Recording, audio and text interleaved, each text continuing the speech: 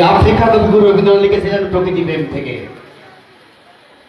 উদ্ভ্রান্ত সেই আদিম যুগে স্রষ্টা যখন নিজের প্রতি অসন্তোষে নতুন সৃষ্টিকে বারবার করছিলেন বিধ্বস্ত, তার সেই অধৈর্যে ঘন ঘন মাথা নাড়ার দিনে রুদ্র সমুদ্রের বাহু প্রাচী ধরিত্রীর বুকের থেকে ছিনিয়ে নিয়ে গেল তোমাকে আফ্রিকা। বাঁধলে তোমাকে বনস্পতির নিবিড় পাহারায় বিপন আরো অন্তঃপুরে।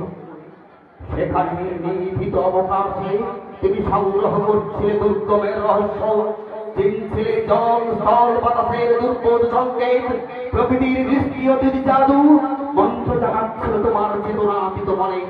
সংখ্যাকে চাচ্ছিল হার মানাতে, আপনাকে উগ্র করে বিভীষিকার প্রচন্ড মহিমায় তাণ্ডবের দণ্ডুবে নদী। হায় ছায়া পিতা, কালো ঘণ্টার নিচে অপরিচিত ছিল তোমার মানব রূপ। উপেক্ষার আবেগ দৃষ্টিতে এলো লোহার হাত করে দিয়ে লোক যাদের তীক্ষ্ণ তোমার নেকড়ে গেছে। এলো মাংস ধরার দল গর্বে যারা অন্ধ তোমার সূর্য হরণের যে সভ্যের বারবার লোক নগ্ন করলো আপন নির্লজ্জ অমানুষতা। তোমার ভাস্পাকুর অন্য পথে পঙ্কিল হলো ধুলি, তোমার রক্তে অস্তিত্বে বিষে দস্যু পায়ের কাটা পাড়া জুতোর তলায় বিভৎস কাঁধার পিণ্ড চির চিহ্ন দিয়ে গেল তোমার অপমানিত ইতিহাসে। সমুদ্র পারে সেই দিন পাড়ায় পাড়ায় মন্দিরে বাজছিল পূজার ঘণ্টা। সকালে সন্ধ্যায় দয়াময় দেবতার নামে কবিরা হচ্ছিল শিশুর কোলে, কবির সঙ্গীতে বেজে উঠেছিল সুন্দরের আরাধনা।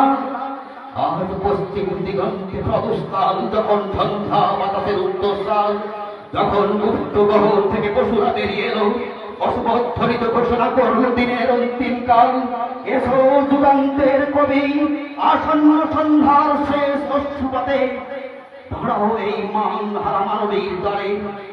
বড় ক্ষমা করো হিংস্র প্রলাপের মধ্যে, সেই হোক তোমার সভ্যতার শেষ পুণ্যবাণী।